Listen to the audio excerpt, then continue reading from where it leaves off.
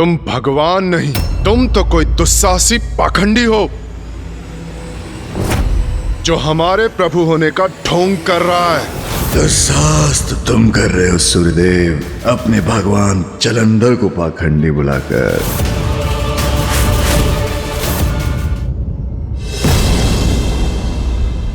स्वामी, मैंने कहा था ना आपसे कि सभी देवता आपसे भेंट करने अवश्य आएंगे। यही सही समय है, इन्हें अपना परिचय दे दीजिए। बता दीजिए इन्हें कि आप कौन हैं।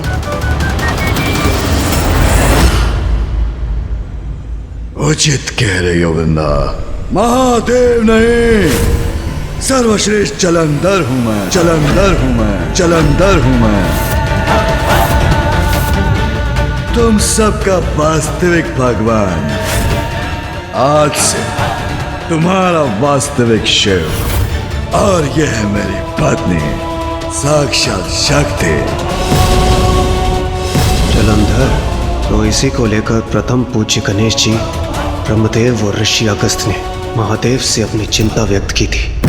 और यह वास्तविक कैलाश जो आज तक संसार की दृष्टि से छिपा हुआ था।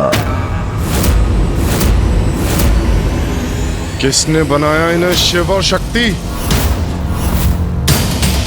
ये हो क्या रहा है यहाँ? विश्वास नहीं हो रहा ना तुम्हें, किंतु इसमें तुम्हारा कोई दोष नहीं। उस मायावी शिव ने अपनी शक्ति दिखाकर, अपना क्रोध दिखाकर तुम्हारे मन में भ्रांति उत्पन्न कर दी और तुम उसका विश्वास करने में विवश हो गए, अंधे भक्त बन गए। साधारण देवता हो ना, भूल करना तुम्हारी पहचान है, किंतु तुम्हारा भगवान होने के नाते तुम्हारे सभी दोष, सभी भूल क्षमा करने के लिए तैयार हूं। किंतु उसके लिए तुम सबको मेरी शरण में आना होगा। इसका दुस्साहस तो सभी सीमाएं लांघ चुका है। ओम जलंधराय नमः, ओम जलंधराय नमः, ओम जलंधराय नमः का जाप कर यज्ञ की आहुति दो। बंद करो यह अनर्गल प्रलाप। कल तुम्हारा जन्म हुआ है और आज तुम महादेव का स्थान लेने चले हो। अद्वितीय मूर्खता है ये।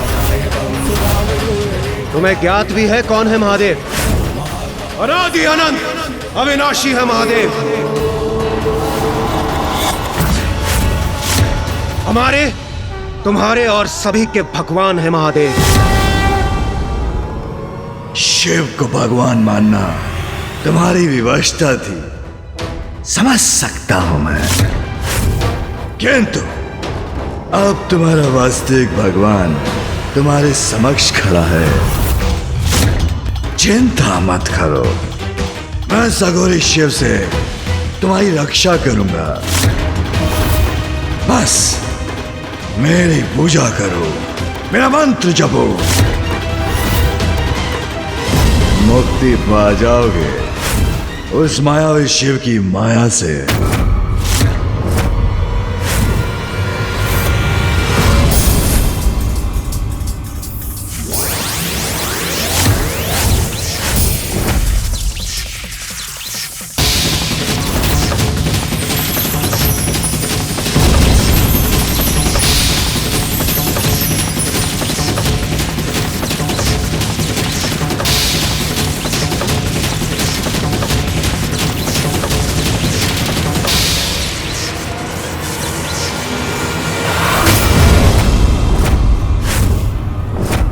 प्रकट हो चुका हूं, पहचानो मुझे, मैं हूं तुम्हारा ईश्वर। अभिवादन करो मेरा।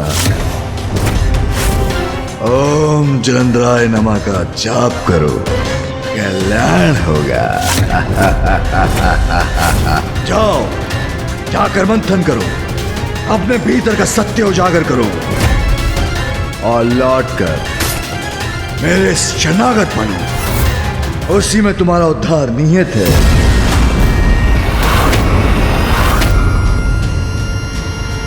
सुना नहीं क्या कहा प्रभु ने? भगवान जलंधर के विश्राम का समय हो चुका है।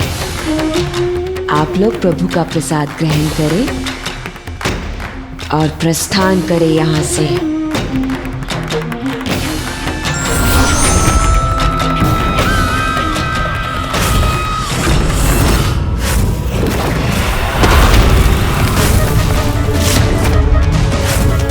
सेविका,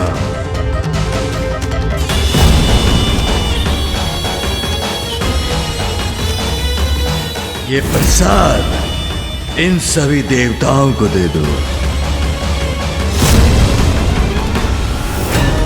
ओम जलंधराय नमः, ओम जलंधराय नमः, ओम जलंधराय नमः, ओम जलंधराय नमः, ओम जलंधराय नमः, ओम जलंधराय नमः। ये प्रसाद और भगवान जलंधर के चरणों के पुष्प प्राप्त कीजिए। हटाओ सब शगुन को। हमें शीघ्र महादेव के पास जाकर सूचित करना चाहिए। कौन है ये दंडी जो इतना दुस्साहस कर रहा है? अब महादेव ही समाधान करेंगे इस समस्या का, वो ही दंडित करेंगे इसे।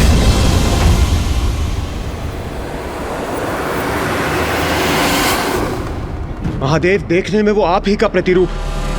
हाँ प्रभु, और वो स्वयं को वास्तविक ईश्वर कहता है। स्वयं को ईश्वर कहता है? उसका इतना दुस्साहस! इतना ही नहीं प्रभु, उसने अपने लिए कैलाश के प्रतिरूप का भी निर्माण कर लिया। अब वही उसका निवास होगा। हाँ पिताश्री, कैलाश का वो भद्दा और भड़कीला प्रतिरूप तो हमने भी देखा है। इतने स्वर्ण आभूषणों और रत्नों से लदा हुआ है वो कि कोई भी उसे चाह कर भी अनदेखा नहीं कर सकता। कैलाश तो वो पावन स्थान जहाँ भोग विलास की किसी सामग्री का कोई स्थान नहीं। भक्ति की सरिता बहती है यहाँ। कैलाश का प्रतिरूप करने वाला उसका इतना मन भी नहीं समझ सका। प्रभु, कौन है ये दुष्ट उद्दंड पाखंडी जलंधर? देवराज इंद्र, आपका अहंकार जिसके जन्म का कारण है, अंततः आपकी उससे भेंट हो ही गई। ये क्या कह रहे हैं महादेव? इंद्रदेव है उसके जन्म का कारण? देवराज पर छोड़ी गई मेरी क्रोधाग्नि का प्रतिफल है जलंधर।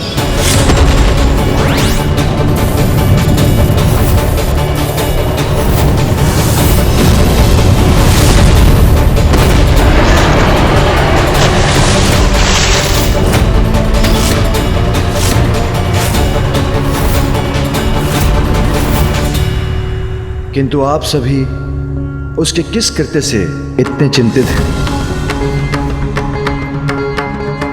पिताश्री समझ क्यों नहीं रहे हैं? वो उन्हीं से स्पर्धा करने का अपराध कर रहा है। पिताश्री अभी भी संकट को गंभीरता से क्यों नहीं ले रहे? किंतु प्रभु, वो जो कर रहा है वो अत्यंत गंभीर है। स्वयं को भगवान कह रहा है। तो क्या हुआ देवराज? स्वयं को भगवान कहता है तो कहने दीजिए। कुछ भी कहने से असत्य क्या सत्य हो जाता है? संसार मुझसे ही जन्म पाता है और अंत में मुझ में ही समा जाता है। सर्वज्ञात है मेरा ये सत्य, इसलिए असत्य कितना भी कोलाहल मचा ले, किंतु सत्य को लेश मात्र भी प्रभावित नहीं कर सकता। पिताश्री, असत्य का गहन अंधकार व्याप्त होने पर भी सत्य का प्रकाश अवश्य उजागर होता है, किंतु असत्य संसार को भटकाता है और विनाश का, पीड़ा का एवं कष्ट का कारण बनता है। पिताश्री, जलंधर को यदि रोका ना गया तो उसके इस असत्य का दुष्प्रभाव अवश्य होगा। प्रभाव होगा, अवश्य होगा। जब सभी देवता शिव के स्थान पर आपकी प्रार्थना करेंगे तो शिव पर भी इसका प्रभाव अवश्य पड़ेगा। पिताश्री, मेरा विचार है कि समस्या अभी जन्म ले रही है और समस्या के आरंभ में ही उसका अंत करना उचित है। हाँ,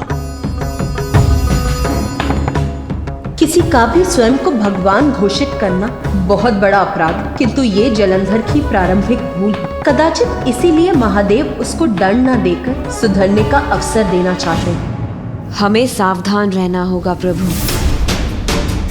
क्योंकि शिव और उसके परिवार वाले आपको एक बहुत बड़ी समस्या घोषित कर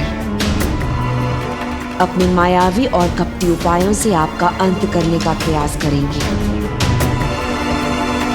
किंतु देवताओं पर शिव का एकाधिकार अब आप ही प्राप्त करेंगे, क्योंकि आप अति बलशाली हैं और गुरु शुक्राचार्य ने आपको अष्ट सिद्धियां प्रदान की हैं, जिससे आप अपराजय हो गए हैं और आपका अंत कोई नहीं कर सकता।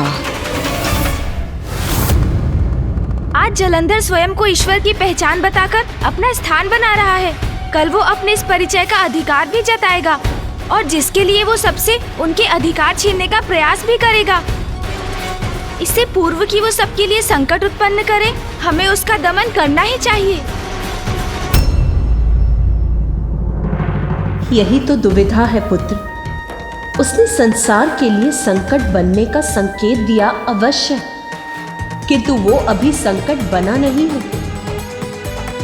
संकट है तो समाधान भी अवश्य है। महादेव जलंधर को नष्ट कर इस संकट को जड़ से ही मिटा सकते हैं। हाँ पिताश्री, मैं गणेश से पूर्णतः सहमत हूँ।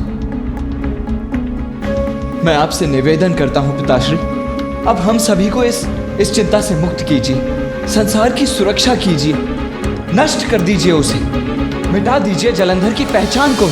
आप मात्र ईश्वर की पहचान नहीं, आप तो स्वयं ईश्वर हैं प्रिय बलश्रेष्ठ। स्मरण रखिए,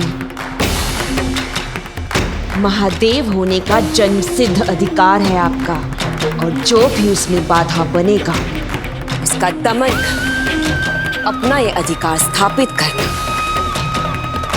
ये आपका कर्तव्य है। किंतु गणेश, अपने कृत्य से जलंधर ने स्वयं को प्रमाणित कर क्या किया है? मात्र स्वयं को ईश्वर ही तो घोषित किया है उसने। पिताश्री तनिक रुकिए, अब मैं आप सभी को सरलता से एक कथा के माध्यम से समझाता हूँ।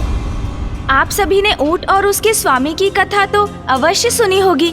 एक बार एक यात्री मरुस्थल के मार्ग से यात्रा कर रहा था। रात्रि हुई तो उसने शिविर लगाया और विश्राम करने लगा, किंतु शीत बहुत थी, जिसके कारण बाहर खड़ा ऊंट बार बार शिविर के भीतर अपना शीश डाल रहा था।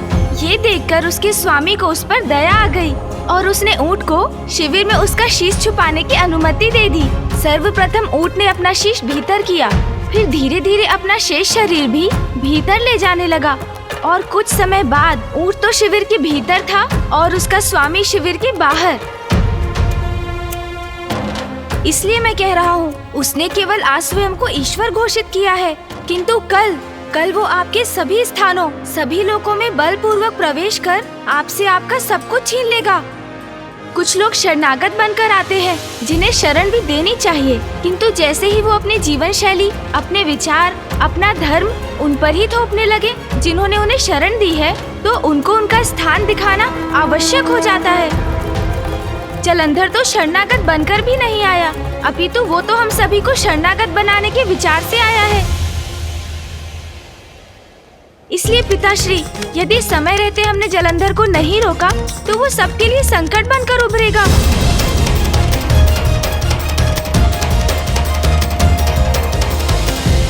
पुत्र गणेश, यदि जलंधर स्वयं को ईश्वर कहता है तो सत्य ही तो है।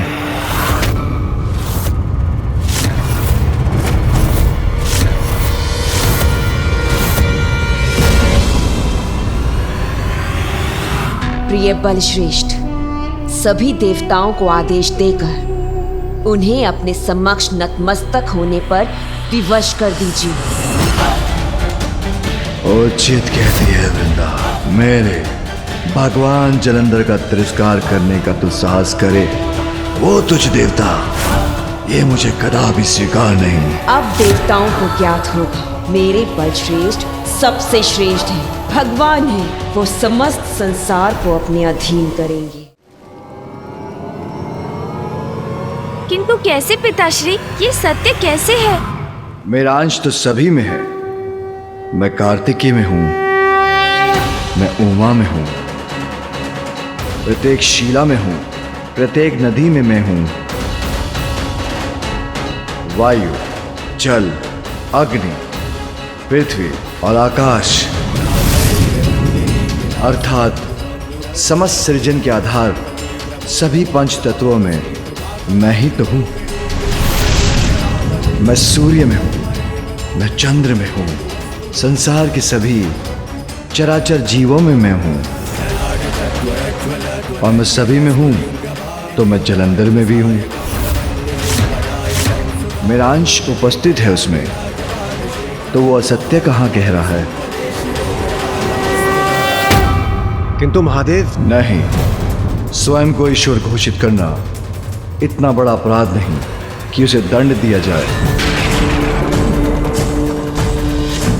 मैं अपना निर्णय ले चुका हूं और उस पर सार्थक हूं। जब तक जलंधर कोई ऐसा अपराध न करे जिससे संसार को हानि हो, मैं उसे कदापि दंडित नहीं करूंगा। किंतु महादेव,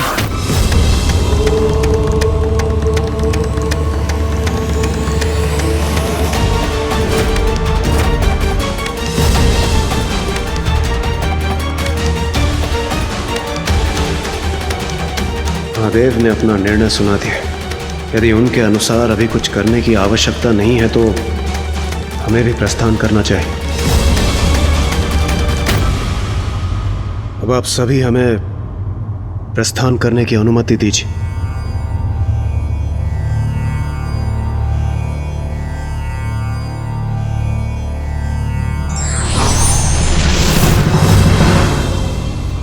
गणेश, यदि महादेव जलंधर को लेकर चिंतित नहीं है तो कदाचित हमें भी अपनी चिंता त्याग देनी चाहिए। अब हमें प्रस्थान करना चाहिए।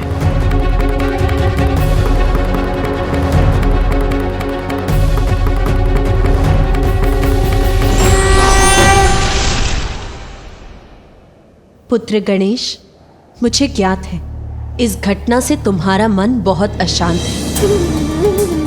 जब ये नवीन लोक उत्पन्न हुआ था तब मेरा मन भी बहुत व्याकुल हुआ था, किंतु जैसा कि ब्रह्मदेव ने कहा, यदि तुम्हारे पिताश्री शांत हैं तो हमें भी शांत रहना चाहिए पुत्र।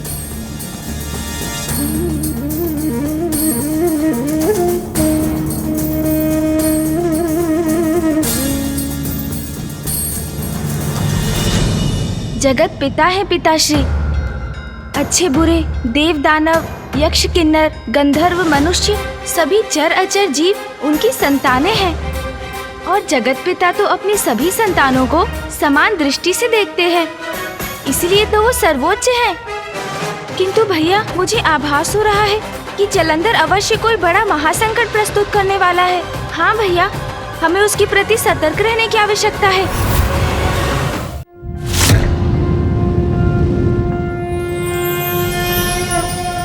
विकर्तनो विवस्वांश्च मार्तण्डो भास्करो रविः लोकप्रकाशकः श्रीमान् लोकचक्षुर्मुहेश्वरः लोकसाक्षी त्रिलोकेशः कर्ता हर्ता तमिस्त्रः तपनस्तापनश्चैव शुचिः सप्ताश्ववाहनः।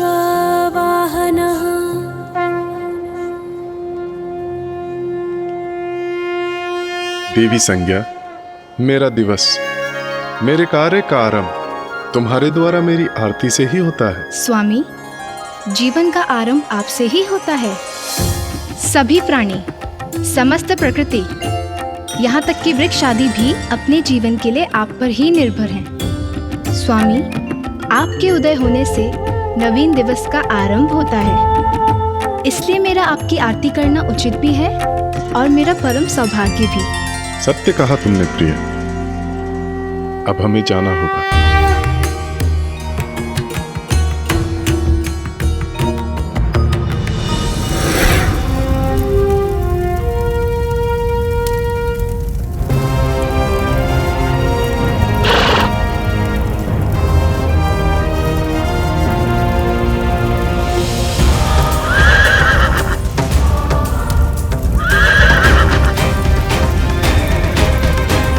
प्रकृति की गतिशीलता मुझ पर ही आधारित है, इसीलिए मेरी यात्रा में क्षणिक विलंब भी अनुचित होगा।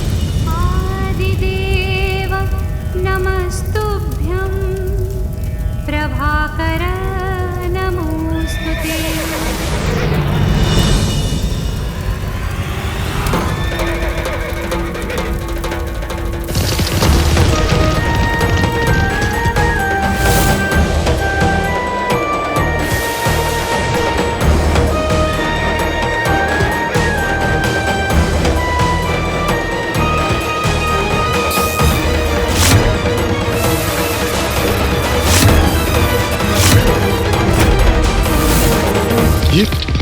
ये क्या आ गया मेरे समक्ष?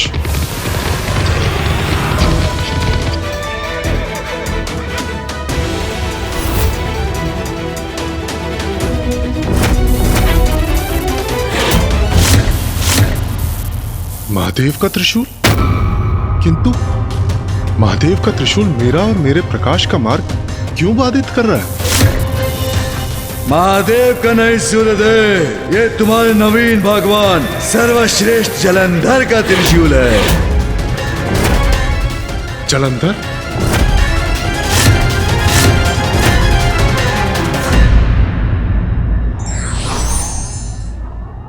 संकट को सामने देख हमें किसी भी प्रकार की शीघ्रता नहीं करनी चाहिए, अपितु सोच विचार कर कोई भी कदम उठाना चाहिए।